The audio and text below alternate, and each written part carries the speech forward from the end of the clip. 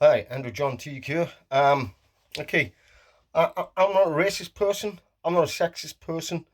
I'm not any of these things, but I fight. I fight every day for another form of equality, another form of wrong that needs put in right, and that is behind the family court doors. A lot of people may be out there and thinking to themselves, well, yeah, there's a lot of parents do a lot of bad things and shouldn't see their children. There are a lot of parents, a lot of family members that should see their children.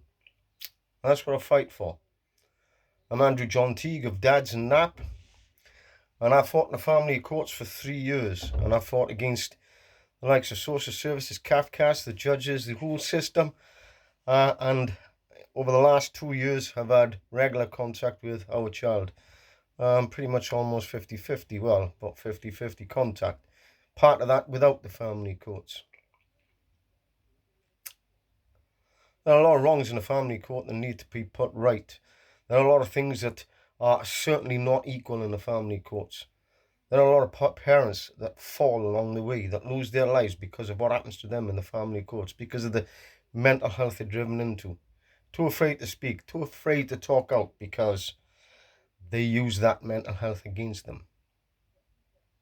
The only thing these parents go into the family courts for is help to see their children because they can't deal with it with their ex-partners, or they can't deal with it with each other.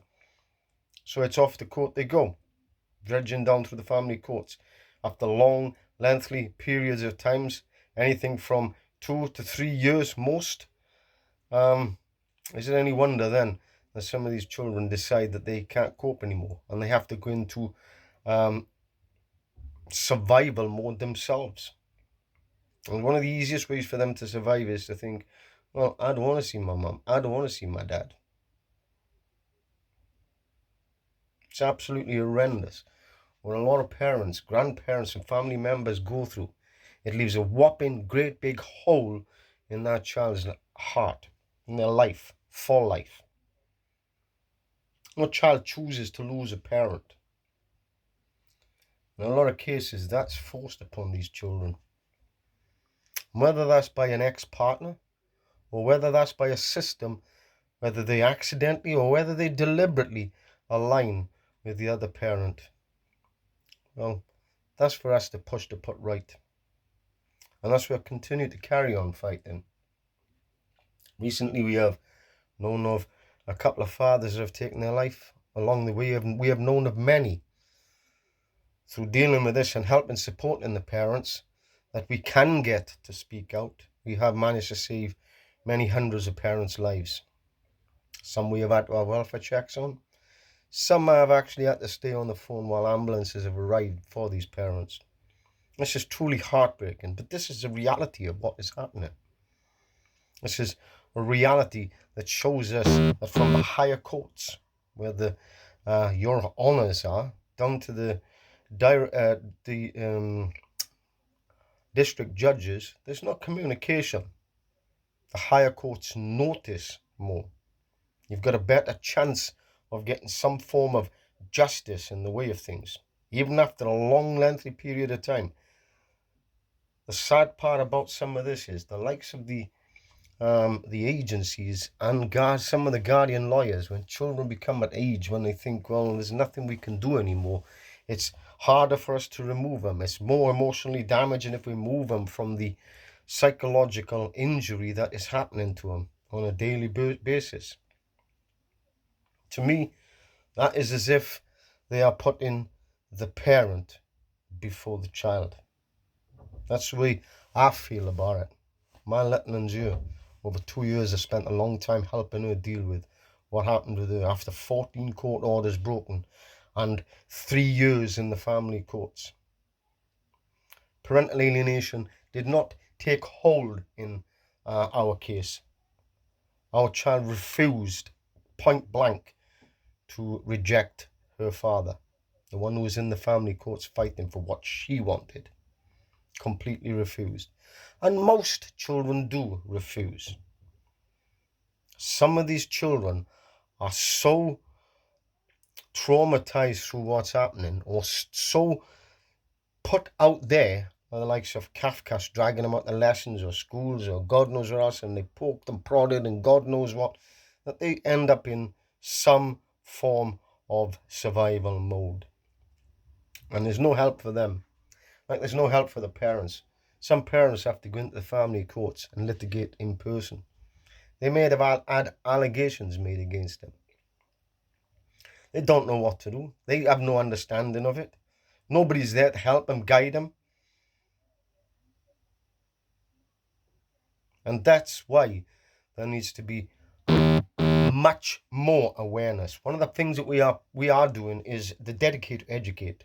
One of the things we know is if people know more, if people understand more, if schools understand more, if both parents understand how to be parents before they split up, when they split up, and still be parents, it's going to be a much happier, normal life for the child. That child's not going to be indoctrinated, brainwashed. That child's not going to feel denigrated. That child is going to be able to smile. That child is going to be able to dream about mermaids or fire engines or being a nurse or even a doctor. Playing nurse, playing doctor. The normal things that children do when they're young. Not having to be pushed there right at the top of the hierarchy and feeling that they are making the decisions that adults are making. For a child to reject the parent because of another parent or even because of a system, then that is adultifying that child. And there's so many wrongs. We've noticed a lot of the wrongs in time. We will be putting some of these, some things out there for people to understand. We also have done an educational DVD. We have also done a report, the NAP report and the NAP educational DVD. We are also in the process of doing other DVDs as well. These are free. You can find it on YouTube. You can just contact myself and I will send it to you for you to watch. How schools can be triangulated and not even realize it, be manipulated and not even realize it. And some of the things that the schools can do that can make such a difference for the children. Things like allowing the children to feel that it's okay to talk about the absent, to love the absent. Absent parents, so many, shouldn't be absent at all. Unless there is risk of significant harm, no healthy, loving, caring parent should be kept away from their child. And no child should be kept away from that healthy, loving, caring parent. And that's the most important thing. And that's what we fight for, children. We don't say we fight for children and fight for other things. We fight for the children. They are the innocents. They don't choose none of this. They don't want none of this. They don't care about people, whether they're black, white, green, yellow. They don't care. They just want the parents. They don't care whether what sexuality they are or anything else. How big they are, how small they are, they do not care. They only want their parents and grandparents and family members. To take away the parents and that family from that child leaves that void in that child's life. Americans have led the way more on this, with the effects that this kind of thing has on children when they get older. There's a much more potential of suicidal tendencies, self-harming, drugs, alcohol abuse, sexual exploitation, prostitution, failing academics, failing a lot of things. These are things that the Americans have already stated. There will be things that I will be posting up as well. I hope that people will watch and share this. I normally do a lot of lives to help and support people. This one I want to certainly make to bring the awareness out there about what happens. The non-accidental psychological injury of children. Thank you. Please watch. Please, if anybody has any questions, then please message me. If anybody would like to see the DVD, then please message me. If anybody would like to have the report, then please message me and I will send them all to